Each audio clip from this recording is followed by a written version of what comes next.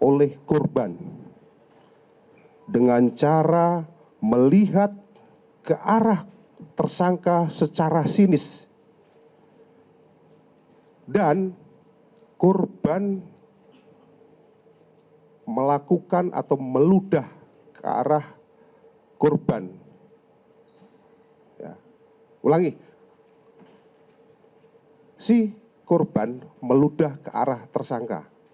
Jadi kami ulangi bahwa si tersangka merasa direndahkan oleh korban dan melihat sinis, yang kemudian si tersangka merasa tersinggung karena si korban ini meludah ke arah korban.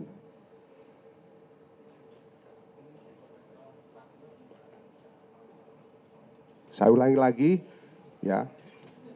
Hal ini motifnya adalah si tersangka merasa direndahkan oleh korban dengan cara korban melihat secara sinis ke arah pelaku.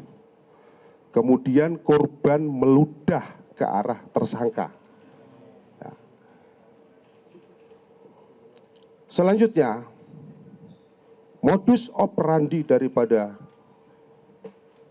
si pelaku melakukan perbuatan yaitu dengan cara menusuk ke bagian perut kiri korban sebanyak 2 kali dalam posisi korban masih berada di atas motor. Kemudian korban berhenti dan korban melakukan perlawanan dengan cara menangkis dan menghalang-halangi tersangka untuk menusuk, lalu tersangka tetap berusaha untuk melukai korban dengan cara menusuk kembali ke arah pelipis kiri korban sebanyak 1 kali. Kemudian menusuk kepala korban sebanyak 1 kali. Kemudian menusuk ke arah dada korban sebanyak 1 kali. Kemudian pelaku menusuk ke arah leher kiri korban sebanyak 1 kali. Selanjutnya, pada saat korban ingin lari menyelamatkan diri, tersangka mengejar dan menusuk kembali ke arah punggung kiri korban sebanyak 1 kali dengan menggunakan sebilah pisau, yang mana pisau tersebut diambil dari kandang ayam dari samping rumah daripada tersangka. Selanjutnya kami sampaikan kronologis kejadian sebagai berikut.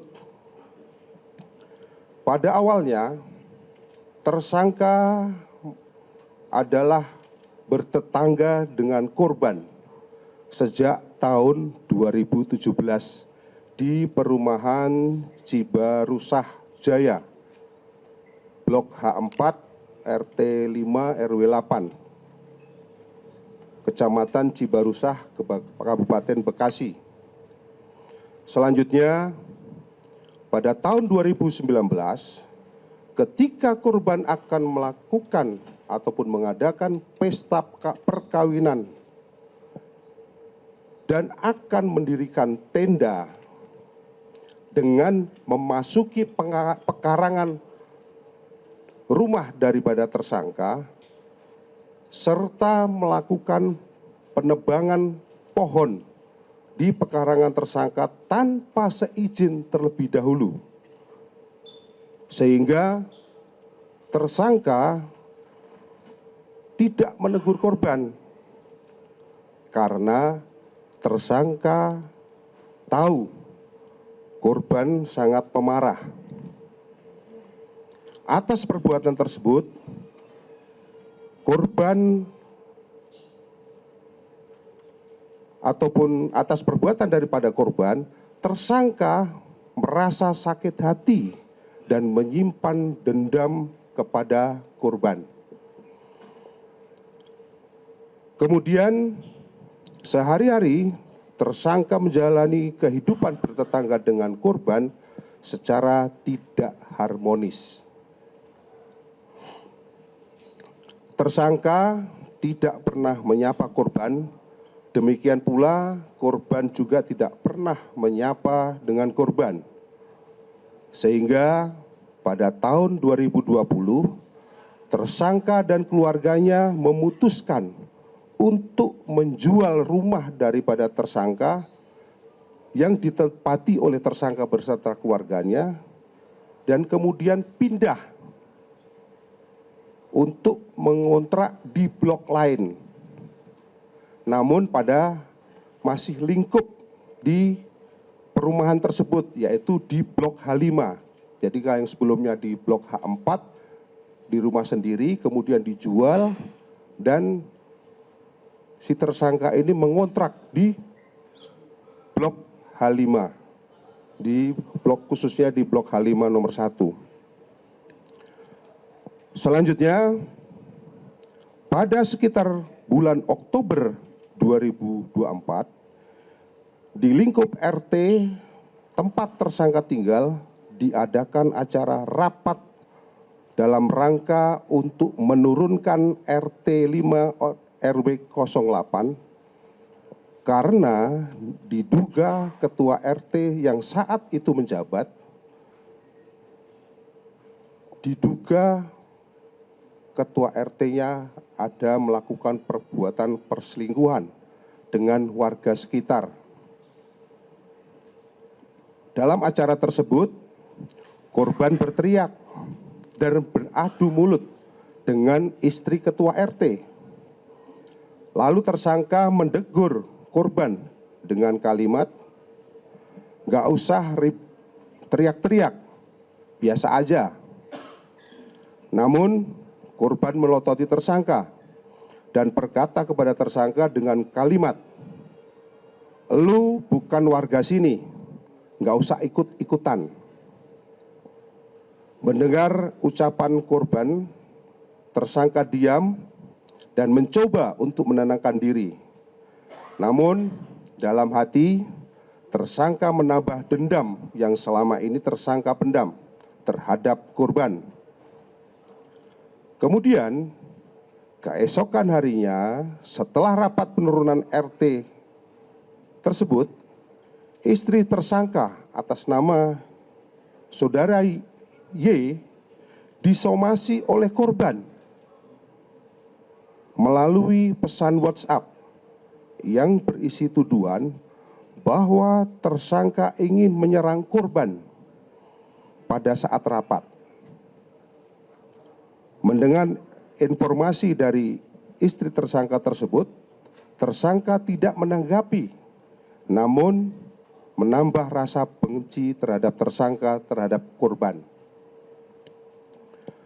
Kemudian pada hari Minggu, tanggal 12 Januari 2025, sekitar pukul 06.30 waktu Indonesia bagian Barat, pada saat tersangka memperbaiki sepeda motor di pinggir jalan di depan rumah tersangka, tersangka melihat korban sedang mengendarai motor dari arah depan posisi rumah tersangka kurang lebih berjarak sekitar 2 atau 3 meter. Tiba-tiba korban meludah dan menatap sinis terhadap tersangka. Kemudian tersangka merasa emosi. Lalu tersangka mengambil pisau dari kandang ayam di samping rumah. Kemudian tersangka berlari mengejar korban dengan maksud untuk melukai korban serta meluapkan kekesalan yang selama ini terpendam. Selanjutnya, tersangka menusuk ke bagian perut kiri korban sebanyak 2 kali dalam posisi korban masih berada di atas motor. Kemudian korban berhenti dan korban melakukan perlawanan dengan cara menangkis dan menghalangi tersangka untuk menusuk. Namun tersangka tetap berusaha untuk melukai korban dengan cara menusuk kembali ke arah pelipis sebanyak 1 kali. Kemudian menusuk kepala korban sebanyak 1 kali.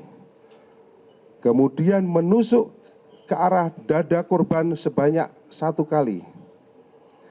Menusuk ke arah leher kiri korban sebanyak 1 kali. Pada saat korban ingin menyelamatkan diri, tersangka mengejar dan menusuk kembali ke arah punggung kiri korban sebanyak 1 kali, sehingga membuat motornya terjatuh.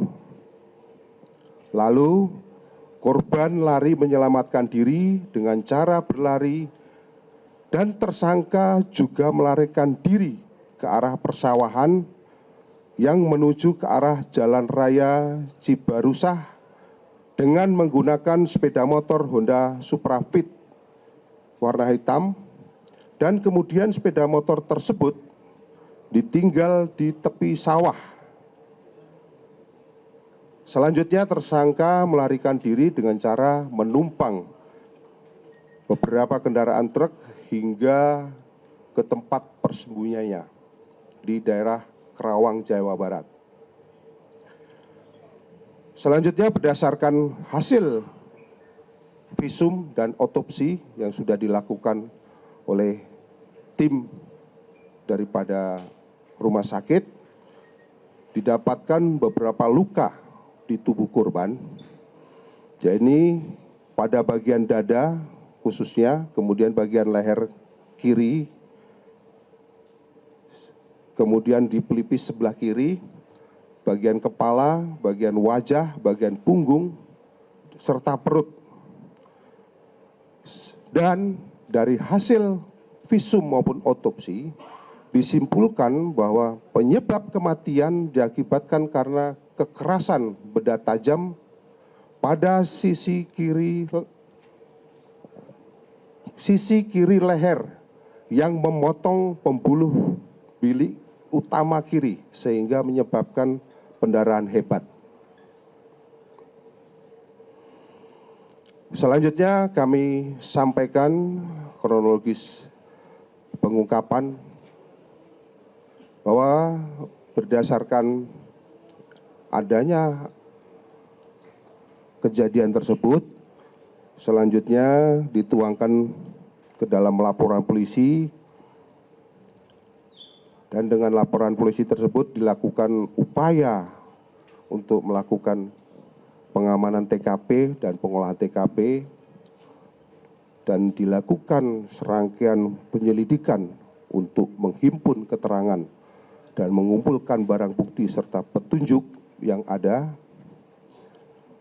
Tim gabungan dari Polres Metro Bekasi dan di backup oleh tim dari Direktorat Reserse Kriminal Umum Polda Metro Jaya dari Subdit Resmob dan Subdit Jatanras.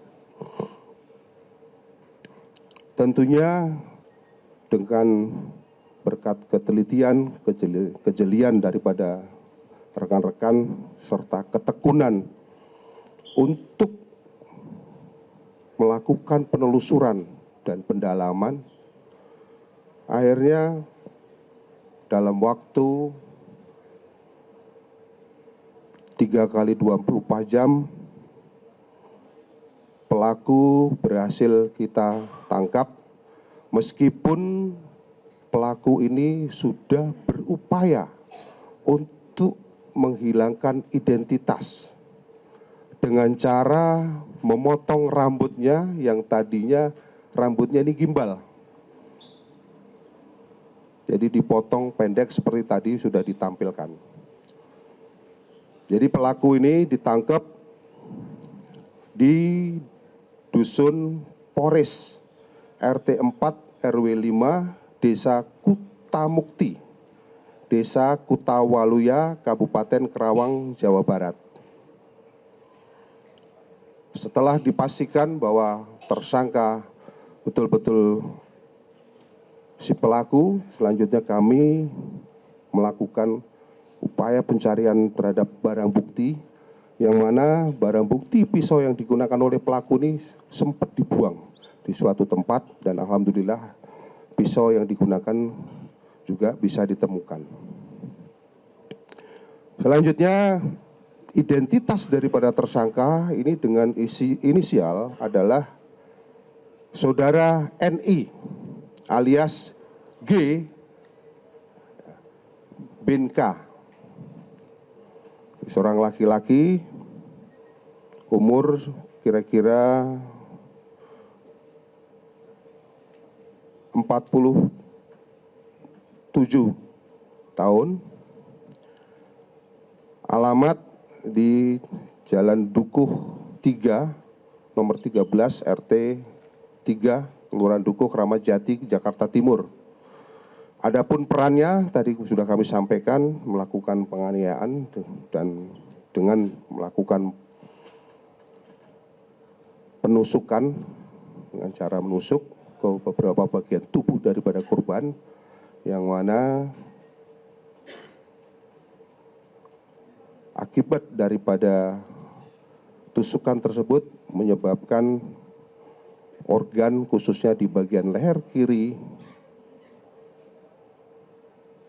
memotong pembuluh bilik utama. Ini yang mengakibatkan pendarahan hebat sehingga korban meninggal dunia. Selanjutnya, terhadap tersangka kami persangkakan dengan pasal 338 KUHP dan atau pasal 354 ayat 2 KUHP dengan ancaman hukuman untuk pasal 338 KUHP yaitu maksimal 15 tahun, sedangkan untuk pasal 354 ayat 2 KUHP dengan ancaman hukuman selama 10 tahun. Mungkin ini yang perlu kami sampaikan pada kesempatan siang hari ini. Sekali lagi kami ucapkan terima kasih pada kesempatan yang baik ini. Tentunya pada kesempatan yang baik ini kami ucapkan terima kasih pada masyarakat yang pada saat proses penyelidikan memberikan informasi yang berharga guna mendukung proses pengungkapan kasus ini. Selanjutnya kami kembalikan kepada Bapak Kabitumas. Terima kasih. Terima kasih Pak Direktur. Selanjutnya kami persilakan rekan-rekan jurnalis untuk melakukan pendalaman ya. Dimulai dari kanan dulu ya biar ini tertib. Kanan berarti Mas Adi. Oke, silakan Mas. Mic-nya tolong. Rekan-rekan Humas, Polda. Itu mic-nya tuh. Tolong Mas Adi belakang tuh. Ya. Selamat pagi Pak Dir, Pak Kabid, Pak Kasubdit, para penyidik, dan Pak Kapolres, Bapak Kapolres.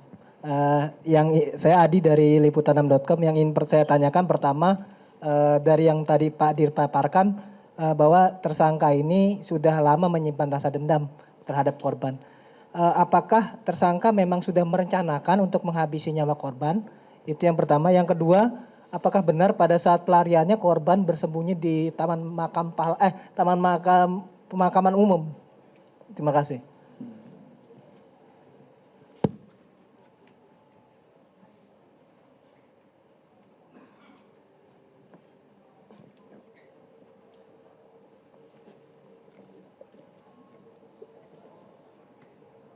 Baik, untuk terkait masalah apakah ada perencanaan untuk menghabisi, dari hasil pemeriksaan yang kami temukan tentunya dengan pendalaman terhadap keterangan maupun saksi-saksi, untuk sementara masih kita temukan ini emosi sesaat. Karena pada saat itu ketika jam 6.30 tiba-tiba si korban ini melintas di depan rumah daripada si tersangka. Dan pada saat melintas tersebut, si korban ini melihat secara sinis kepada tersangka. Dan pada saat melihat sinis ini pun selanjutnya disertai si korban ini meludah ke arah korban. Sehingga langsung naik emosinya. Dan saat itulah korban langsung berlari ke arah kandang ayam mengambil pisau. Selanjutnya mengejar ke arah korban dan melakukan penusukan. Itu yang pertama. Sehingga dari unsur perencanaannya ini belum tergambar.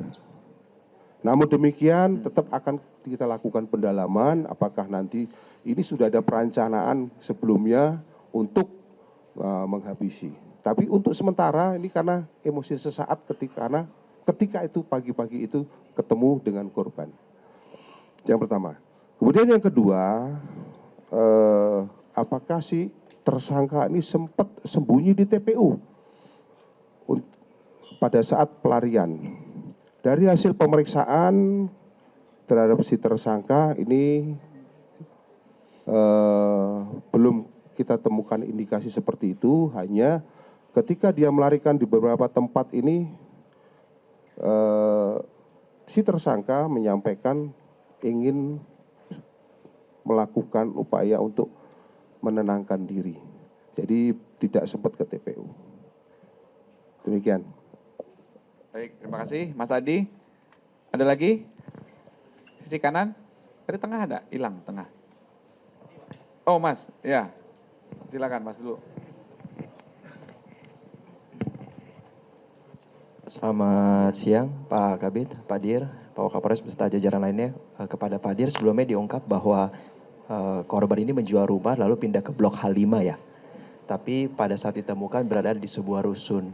Boleh dijelaskan Pak Dir, rusun ini adalah tempat siapa? Apakah mungkin kerabat atau keluarga beliau? Ataukah mungkin tempat yang beliau sewa atau seperti apa? Rusun. Ya, rusun itu kediaman milik siapa? Ditemukan di tempat rusun tersebut. Jadi menjawab pertanyaan dari rekan Metro TV, bukan di sebuah rusun tapi di sebuah dusun. Dia hanya berpindah-pindah tempat sambil menenangkan diri seperti dijelaskan oleh Bapak Dir tadi. Kebetulan ditangkap pada saat sedang makan roti di pagi hari. Demikian. Baik. Dari sisi kanan saya ada lagi? Ya Mas, silakan. Topi hijau. Selamat siang Pak, saya Munir Pak dari Warta Kota. Mungkin pertanyaannya terkait dengan korban. Ini kan sebelum pembunuhan ini sempat terjadi cekcok sejak 2017. Nah, kalau korban sendiri dikenal sama masyarakat di sana, seperti apa sih Pak? Memang banyak musuh atau seperti apa? Apakah penyidik sudah mendapat keterangan itu Pak? Terima kasih.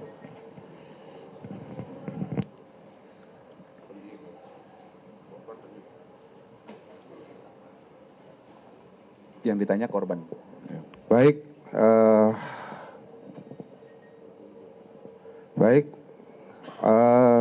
dari kita melaksanakan pendalaman terhadap keterangan dari warga sekitar, kita melakukan wawancara untuk menggali keterangan.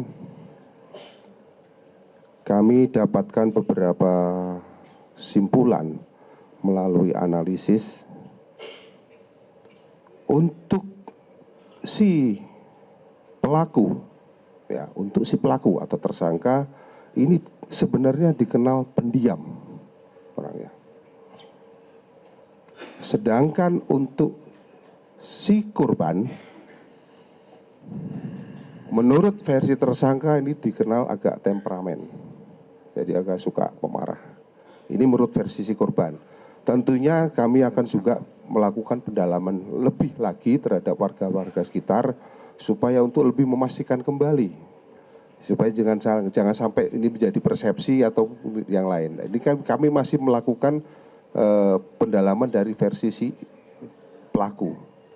Ya, tentunya kami akan melakukan pendalaman kepada warga sekitar nantinya. Ya, terima kasih. Oke, baik Mas. Atau mungkin nanti Pak Kasat Reskrim nanti bisa menjelaskan nih. Ada tambahan Pak Kasat? Sama ya? Oke, baik. Silakan, berarti tengah ya Mbak ya? Silakan Mbak. Bentar ya Bang. Carla dari Kompas TV, selamat Ya. siang Pak. Mau menanyakan beberapa hal. Yang pertama itu mau cross check apakah benar tersangka ini adalah kru film atau pernah dalam satu PH dengan korban.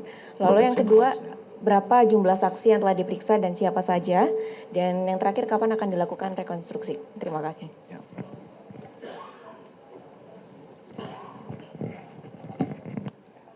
Beda PH ya. Baik, bahwa tersangka ini memang dulu kru film, tapi tidak satu PH atau bukan tidak satu production house ya. Jadi merupakan kru film tapi tidak satu production house. Ya. Nah, kemudian untuk sudah berapa yang sudah diperiksa? Saksi. 8 orang saksi yang sudah diperiksa, tentunya nanti akan kami kembangkan lebih lanjut. Sedangkan untuk kegiatan rekonstruksi nanti akan kami informasikan lebih lanjut ketika nanti kita sudah fix nanti apabila pemeriksaan saksi-saksi tambahan lainnya sudah lengkap nanti, termasuk nanti apabila kita sudah melengkapi dari sisi visum maupun pemeriksaan dokumentasi yang lain secara saintifiknya. Ya. Lagi, Beda Mbak? PH, Oke. tapi apakah pernah dalam satu produksi film yang sama di satu tempat? Belum pernah, Mbak. Terima kasih. Belum pernah ya. Baik, Bang Amin tadi angkat tangan, silakan Bang. Ya, pakai mic ya. Izin Pak Dir. Tersangka kan meletakkan pisau atau mengambil pisau dari kandang ayam. Apakah tersangka sudah punya rencana untuk melakukan penusukan atau pembunuhan terhadap korban?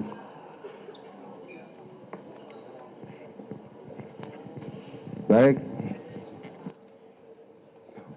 Terima kasih. Kami sampaikan tadi pertanyaan sebetulnya hampir sama dengan teman tadi, bahwa emosi timbul itu sesaat dikarenakan pada pukul 06.30 itu si korban itu melintas di depan rumah daripada tersangka. Dan pada saat melintas tersebut, si korban ini melihat secara sinis terhadap si tersangka. Dan setelah melihat sinis, kemudian disertai berikutnya meludah ke arah tersangka. Disitulah emosinya langsung keluar dan korban langsung berlari mengambil pisau. Ya, mengambil pisau di kandang ayam, kemudian mengejar si korban, langsung melakukan penusukan. Jadi kalau untuk unsur perencanaannya ini kan nanti akan kami dalami lebih lanjut. Namun untuk sementara kita masih temukan bahwa ini adalah emosi pada saat karena dipandang secara sinis dan si korban ini meludah ke arah tersangka. Demikian. Baik, siap. Terima kasih Bang. Silakan Mas. Tolong mic-nya ditransfer ini dari kanan.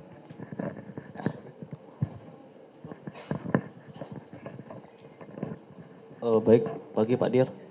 Yang ingin saya tanyakan, pertama kan itu ketika si korban lewat menggunakan kendaraan bermotor, kemudian si tersangka sedang memperbaiki motor. Nah itu kan ada rentang waktu ya dari mengambil pisau ke belakang ke kandang ayam dengan si korban membawa sepeda motor. Nah artinya si korban ini laju kendaraan motornya pelan ya, sehingga bisa dikejar gitu atau bagaimana detailnya? Terima kasih. Baik, terima kasih Mas.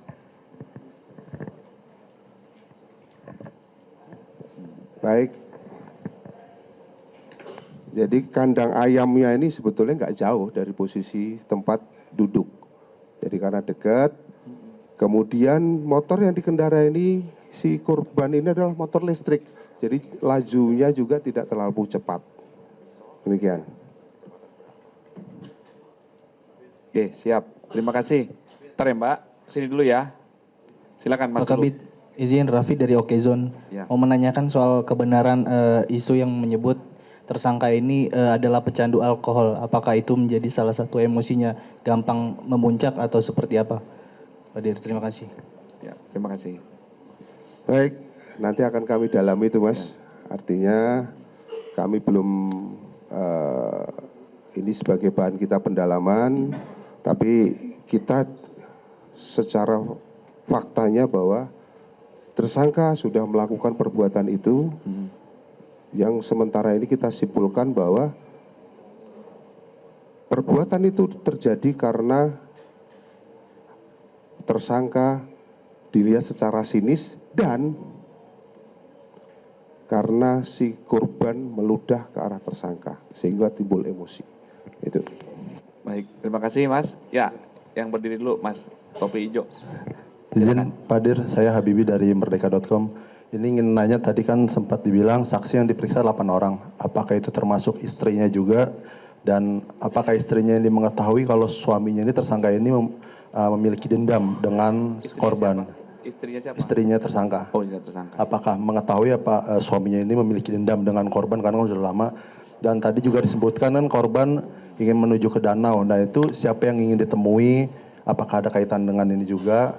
Sama satu lagi, tersangka ini kan pas kabur sempat memotong rambut ya dengan gunting. Nah ini tersangka ini minjem ke warungnya itu, guntingnya itu emang untuk cukur rambut atau alasan lain dengan pemilik warungnya ini? Makasih Pak.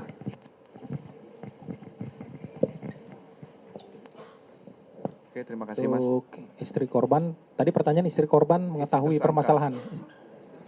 Istri tersangka. Ya. Oh, kalau berdasarkan penyelidikan yang setelah kami lakukan, tahulah kalau hubungan antara korban dan tersangka itu tidak harmonis. Yang dimulai dari tahun 2017. Demikian. Kemudian untuk gunting, apakah dia meminjam untuk kepentingan potong rambut atau bukan, masih kami lakukan pendalaman lebih lanjut. Pada intinya dia meminjam gunting untuk memotong rambut, untuk mengaburkan ciri-ciri khas dari pelaku sendiri. Demikian.